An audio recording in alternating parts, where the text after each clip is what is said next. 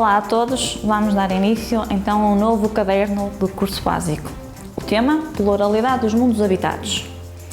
Faremos uma introdução, onde teremos um estudo histórico, um subtema: Perseguição religiosa à doutrina dos mundos habitados, em que falaremos da encarnação de Deus sobre a Terra, a criação dos astros na Gênese bíblica, a descendência adâmica, a parada do Sol e da Lua e a salvação da humanidade pelo sangue de Jesus.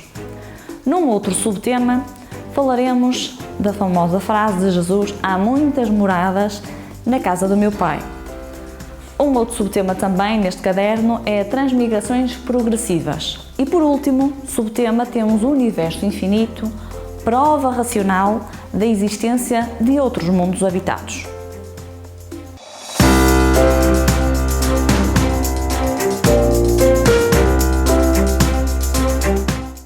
Olá, boa noite. Vamos agora dar início ao nosso sétimo caderno, que fala da pluralidade dos mundos habitados. E fazemos uma breve introdução ao que será debatido neste nosso caderno. Teremos primeiramente uma introdução ao tema, onde falaremos de um estudo histórico. Depois um outro ponto falará da perseguição religiosa à doutrina dos mundos habitados, em que tem 5 subtemas: a encarnação de Deus sobre a Terra, a criação dos astros na Gênese bíblica, a descendência adâmica, a parada do Sol e da Lua e a salvação da humanidade pelo sangue de Jesus. Um outro subtema, também falaremos desta parábola de Jesus: há muitas moradas na casa de meu Pai. Também falaremos de transmigrações progressivas e, para finalizar, universo infinito, prova racional da existência de outros mundos habitados. Podemos começar por uma introdução a este tema. E diz logo Allan Kardec no nosso Livro dos Espíritos, em que pergunta aos espíritos se os globos que se movem no espaço são habitados. Ao que eles respondem que sim, que o homem terreno está longe de ser, como supõe, o primeiro em inteligência, o primeiro em bondade ou o primeiro em perfeição. No entanto, sabemos que há homens que se acham muito fortes, não é? Ou muito inteligentes, e que imaginam pertencer a este pequenino globo, não é? O privilégio de conter somente os seres racionais.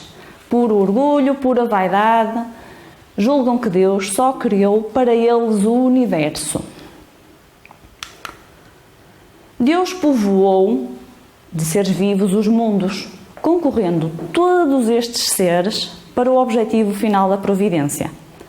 Acreditar que haja planetas, não é? Em que não teriam uma utilidade, quando Deus cria todos estes planetas que existem neste universo todo,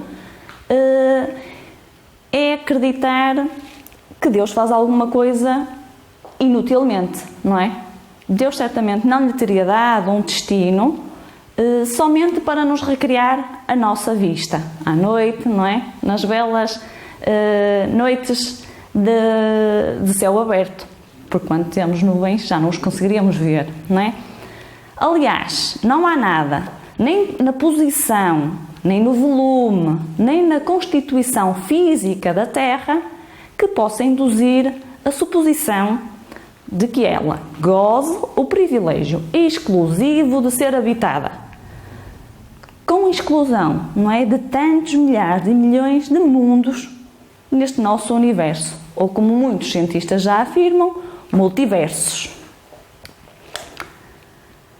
Então, as condições de existência dos seres em cada mundo são adequadas ao meio desse mundo. Obviamente, como nós temos cá no planeta Terra seres como os peixes que vivem na água, no ar, como a ave que vive no ar, e o mamífero que vive no solo, Também, obviamente, nos outros mundos existirão condições ou elementos que desconhecemos nós aqui na Terra.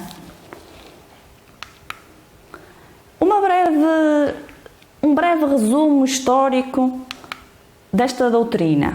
Muitos povos, desde a mais remota antiguidade, acreditaram na pluralidade dos mundos habitados. Esta crença já é antiga e já vem de muitos anos e milhares de anos para trás, desde que haja homem. E ainda hoje muitas nações se preocupam em procurar vida, não é? E gastam imenso valor na procura de descobrir vida em outros planetas. No entanto, já há povos, principalmente como hindus, chineses, árabes, conservam estas tradições, estas ideias até aos nossos dias de hoje. Ou seja, podemos referir já aqui os Vedas, que também representam ou formaram, melhor dizendo, um extenso sistema de escrituras sagradas do hinduísmo. Também eles, na sua gênese, professavam a doutrina da pluralidade dos mundos habitados. Também podemos falar do Egito, que também eram uma nação, um dos seus as pessoas mais desenvolvidas, não é? Nesta altura já ensinavam a doutrina da pluralidade dos mundos habitados. Como vemos, já desde muitos povos da nossa antiguidade falavam desta possibilidade. Também podemos falar de algumas personalidades, como Tales, Anaximandro, Anaximenes, Pitágoras, Alexandre Magno, Lucrécio, Ptolomeu, Copérnico, Galileu, Giordano Bruno, Voltaire, Kant, Laplace, Camille Flammarion, Tsiolkovsky. Podemos apenas referir de uma forma mais profunda, Pitágoras, filósofo grego, cerca de 500 anos antes de Cristo, que já aos seus adeptos falava do movimento da Terra e da pluralidade dos mundos habitados. Alexandre o Grande, cerca de 356 anos antes de Cristo, dizia que se admirava em haver tantos mundos e porque de um só ser habitado. Já Copérnico, em 1473, na Polónia, falava desta mesma doutrina, não é? E aproveitava, com o auxílio do telescópio, que veio já da época de Galileu, não é? Em que a astronomia, com a ajuda do telescópio, acabou por dar um pulo de avanço e desenvolvimento nesta área.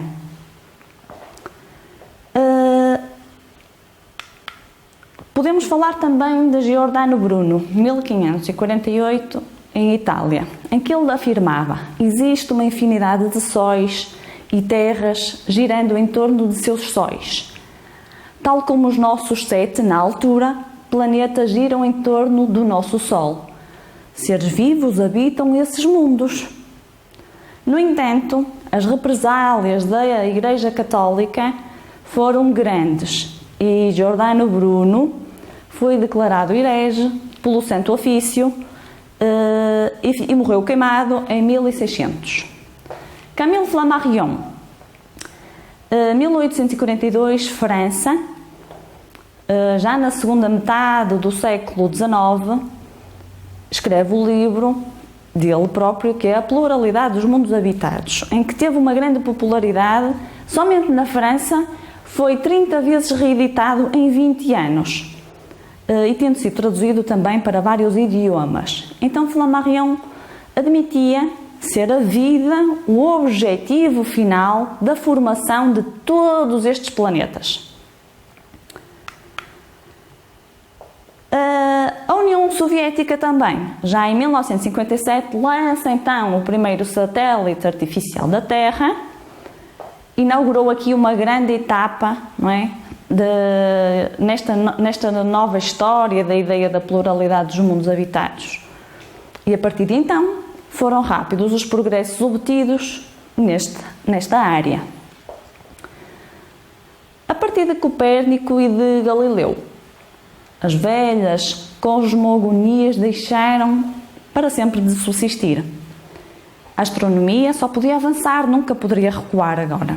A história diz as lutas que esses homens de gênio tiveram para sustentar contra os preconceitos da altura e muitas vezes contra o espírito de seita interessado em manter erros sobre os quais se tinham fundado crenças supostamente firmadas em bases inabaláveis. Então bastou a invenção de um simples instrumento de óptica para derrocar uma construção de milhares de anos.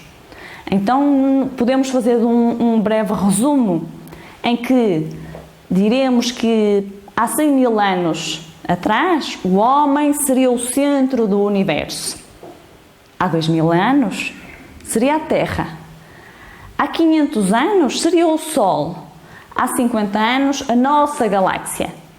E hoje não temos centro. Certamente não haverá um centro para este universo que falamos aqui.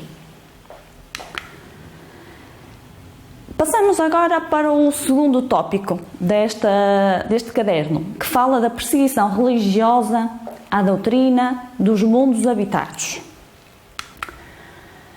E a doutrina dos mundos habitados foi desde sempre condenada e perseguida pela Igreja.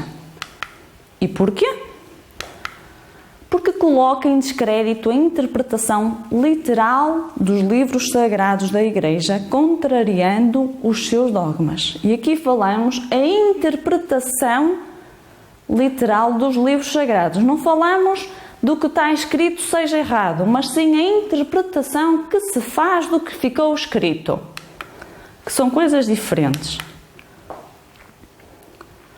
Então, um dos primeiros aspectos, não é? Um desses dogmas que se fala que é derrogado com a doutrina da pluralidade dos mundos habitados é a encarnação de Deus sobre a Terra. Se há mais planetas habitados, porque haveria de encarnar Deus no nosso?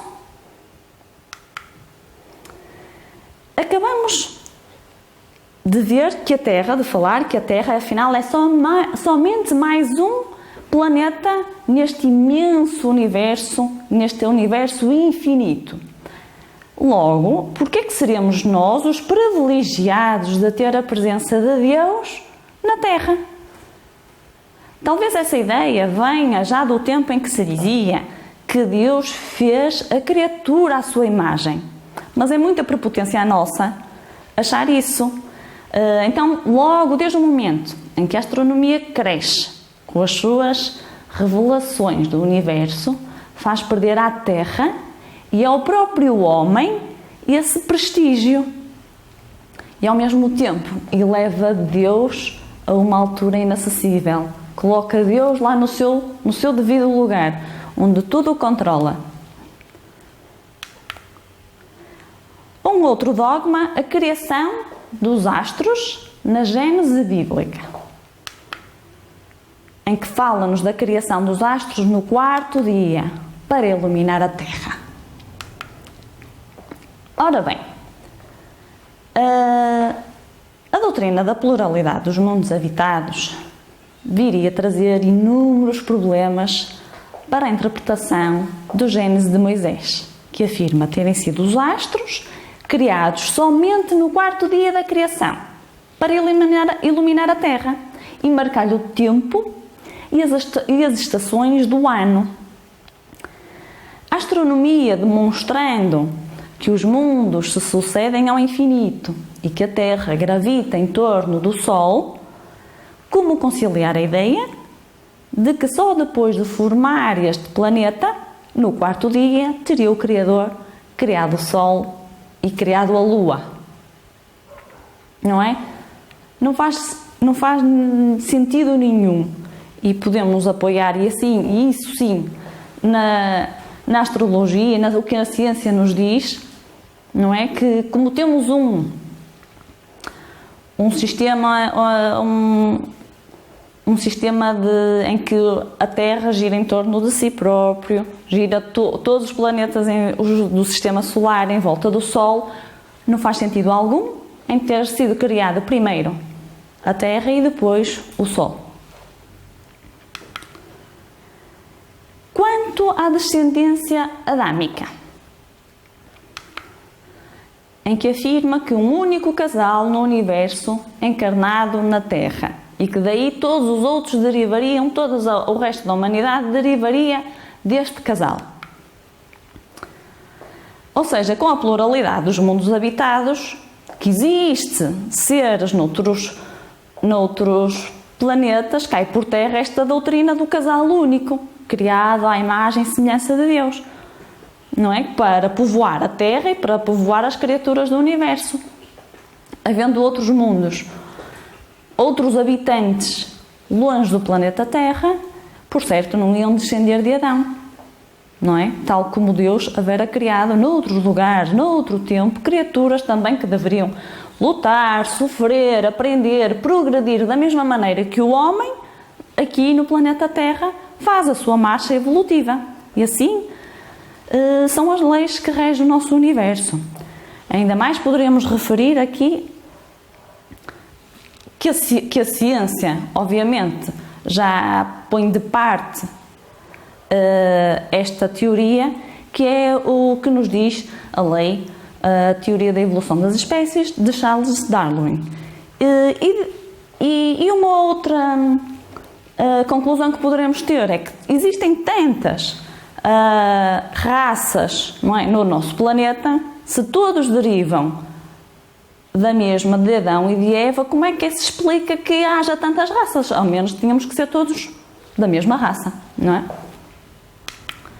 Quanto à parada do Sol e da Lua, não é a Terra que gira à volta do Sol? Isto porquê? Porque é uma passagem que diz assim: e o Sol se deteve e a Lua parou, até que o povo se vingou dos seus inimigos. Ora bem, as observações da astronomia contrariam a passagem que acabamos de referir, comprovando que é a Terra que se move à volta do Sol. Logo, desaparecendo o suposto privilégio da Terra por ser igual a milhões e milhões de mundos, também desaparece esta ideia de sermos então um povo eleito em detrimento de todos os outros. E mesmo girando a Terra em redor do Sol, não poderia o Senhor parar não poderia Deus parar o Sol, não é? Para que o dia se prolongasse até que a batalha fosse vencida, que era nisto que se baseava estas palavras, era parar o Sol e parar a Lua para a batalha que se estava a desenrolar pudesse terminar, como se Deus também escolhesse lados numa batalha para haver vencidos e vencedores. Um último dogma: a salvação da humanidade pelo sangue de Jesus. Cristo deu a sua vida para que o seu sangue lavasse a alma do homem, manchada pelo pecado original.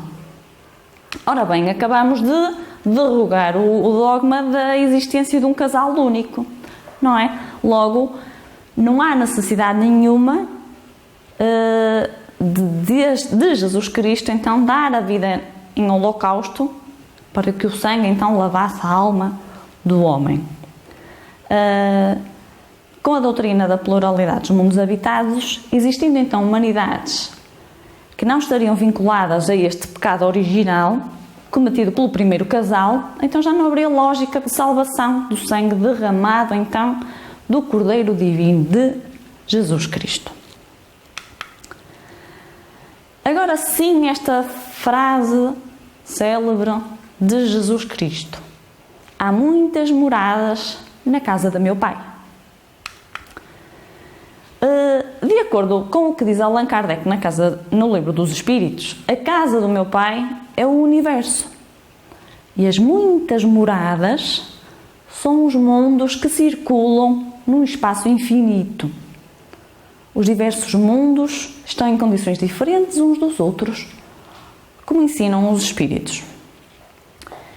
Estes mundos são, foram e serão habitados, e a humanidade que os habita podem ser do mesmo grau que os da Terra, fisicamente e moralmente, como também podem ser inferiores e também podem ser superiores à população que habita na Terra. No universo, a Terra é apenas um pequeno mundo, tanto como outros. É o que nos diz Kardec. E então, no Livro dos Espíritos, Allan Kardec faz uma divisão, e os Espíritos nos ditam também, não é? E dividem ou classificam os mundos em 5 categorias. Os primitivos, expiação e provas, regeneração, ditosos, celestes ou divinos. E agora, caracterizando um pouquinho cada um deles, nos mundos primitivos, destinados às primeiras encarnações da alma humana. A força bruta é a sua lei. A sua vida é quase só material. E o planeta Terra já passou por esta fase. Assim nos conta a nossa história, não é?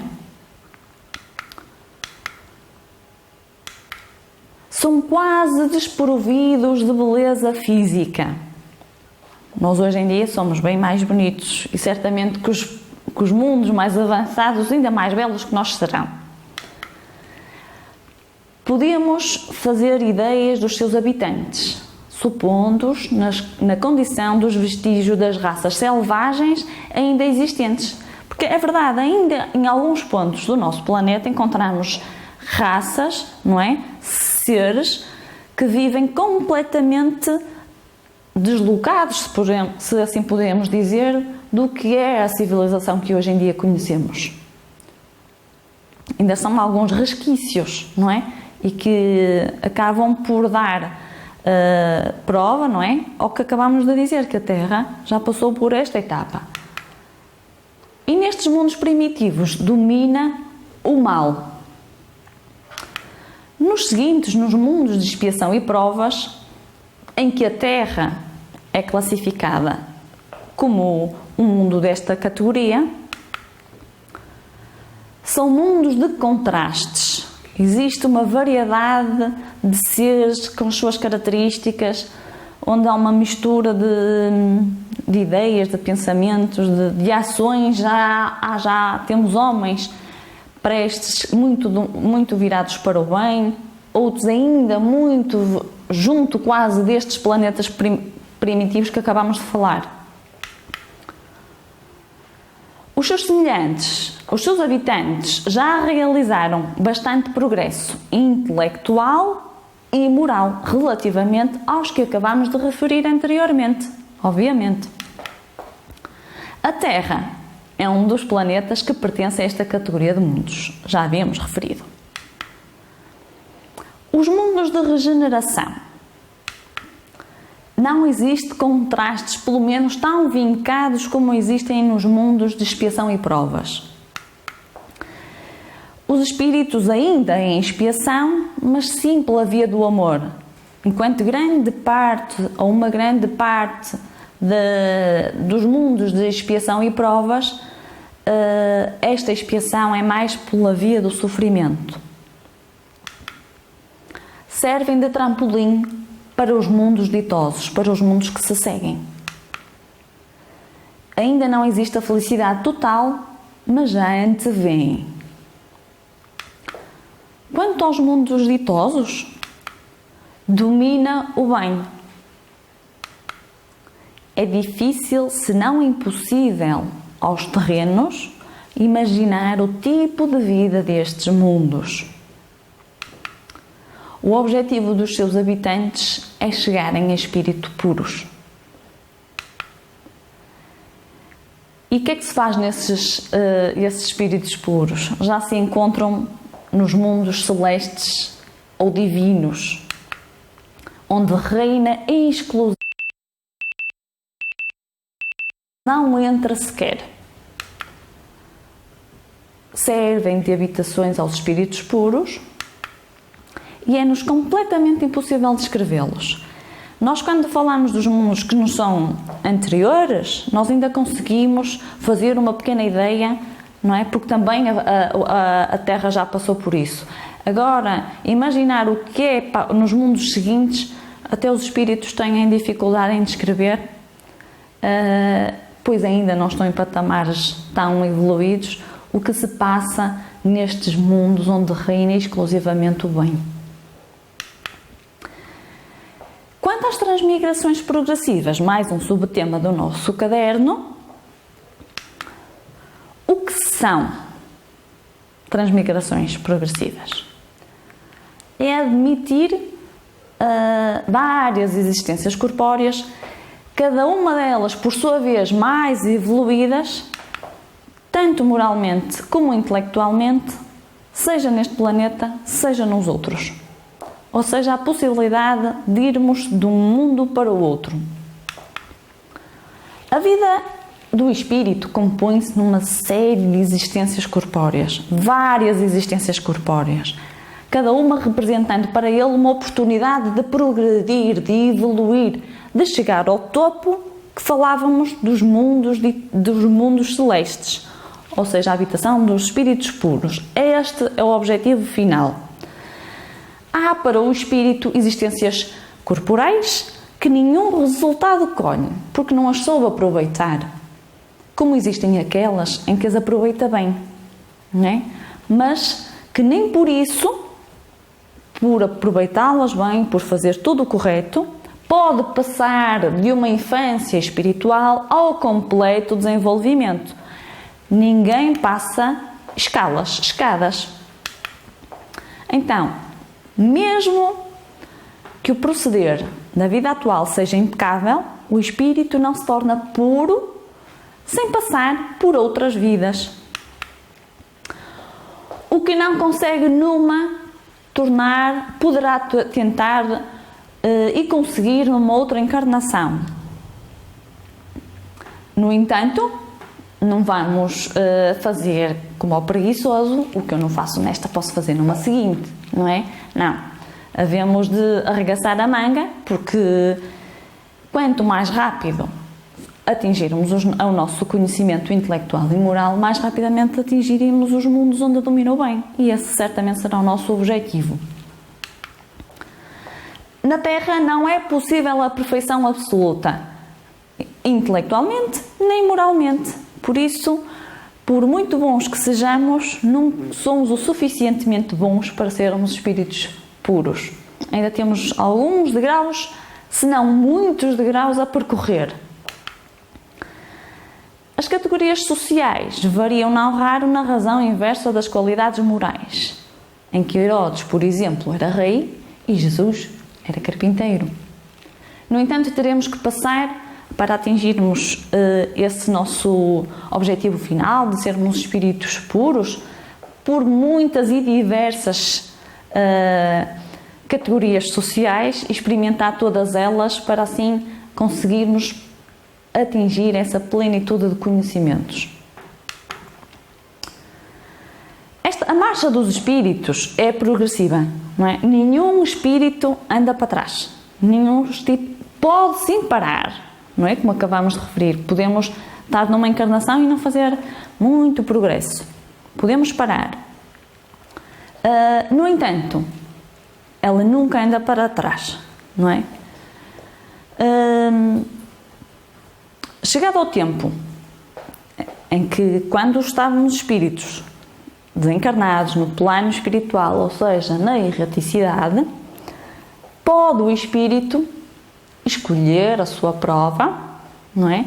Que deseja submeter-se cá, quando encarnar, não é? Ou seja, traçar os seus objetivos para percorrer quando encarnado.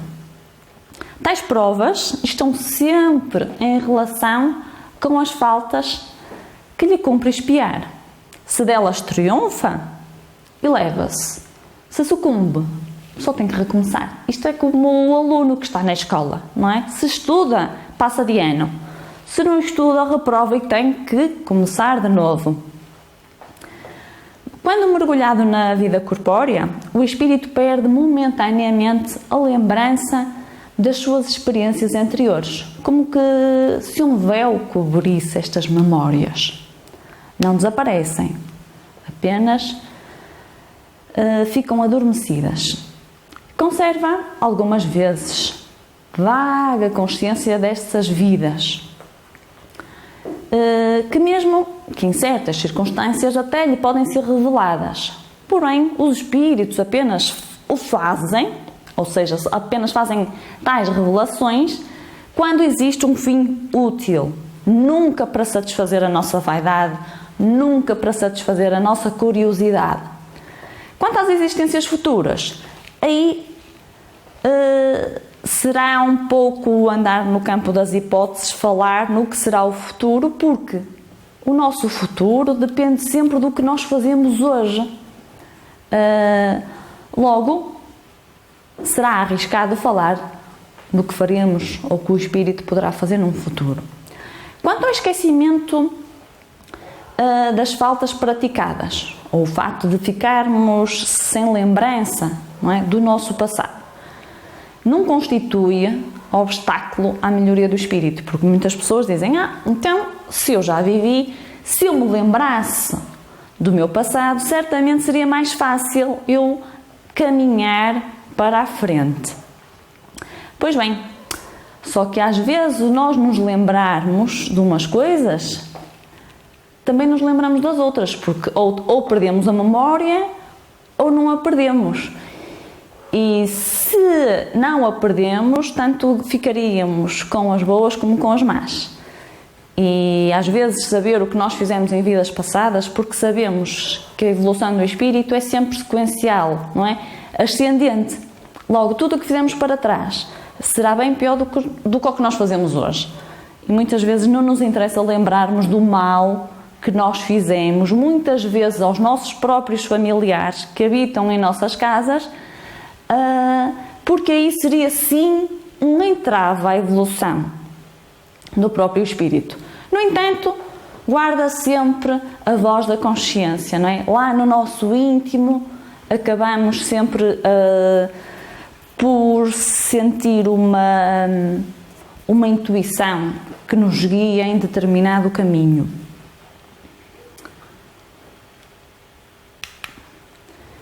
Já numa parte final deste nosso caderno, e se calhar uma parte bem mais interessante, em que fala mais do que nos diz a ciência, o que é que nos diz, não é, relativamente a este universo infinito, que evidencia uma evidência racional da existência de outros mundos habitados. Buscando argumentos racionais, que é o que nós queremos, não é, que justifiquem a doutrina da pluralidade dos mundos habitados, não se pode esquecer da vastidão que é o universo, com os seus incontáveis planetas, sistemas solares, galáxias, etc, etc, etc. Mas vamos fazer aqui um pequeno resumo. Então, haverá, além da Terra, planetas habitados? A razão não permite aceitar que só a Terra goze do privilégio de ser habitada, já que no nosso sistema solar é um dos muitos da nossa Via Láctea. O universo é infinito. Há milhões de nebulosas. Há cerca de 100 bilhões de galáxias. A nossa é a Via Láctea, que tem centenas de bilhões de sóis. Há trilhões de sóis. Os planetas são incontáveis. O nosso é a Terra. Os satélites são incalculáveis. O nosso é a Lua. Todos nós sabemos disso.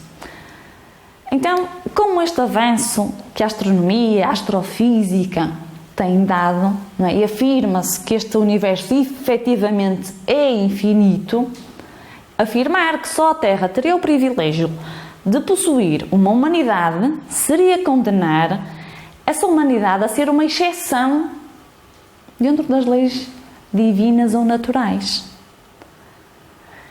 E Allan Kardec, no livro da Gênese, fala de um trecho, não é, de uma comunicação de Galileu a Camille Flammarion, que vou passar a citar. Com efeito, a Via Láctea é uma campina matizada de flores solares e planetárias que brilham em toda a sua extensão.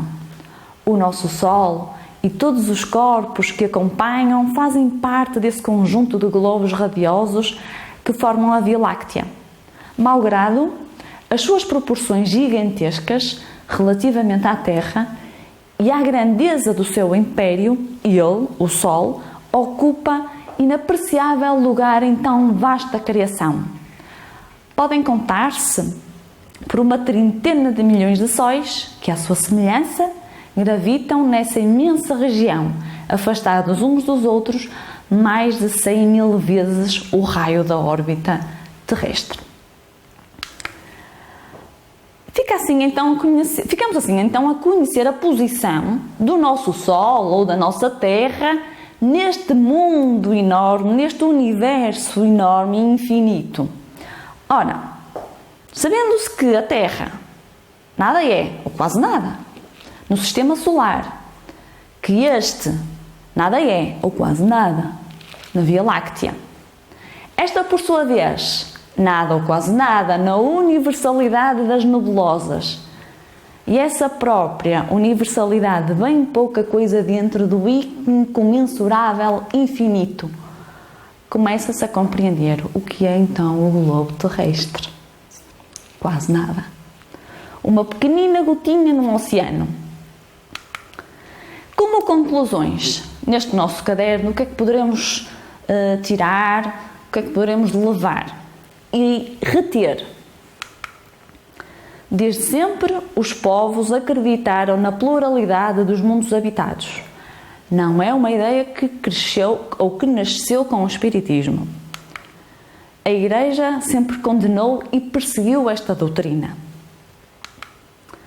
Existem 5 categorias de mundos em estágios evolutivos diferentes, cada um deles com as suas características, cada um deles com os seus habitantes, e a Terra não é o único mundo habitado.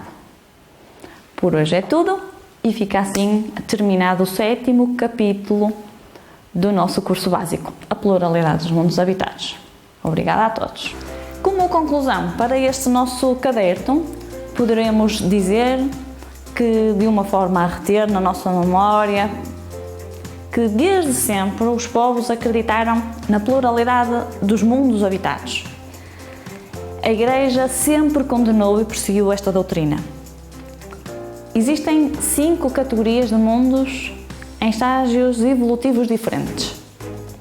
E também que a Terra não é o único mundo habitado. Obrigada a todos e até sempre.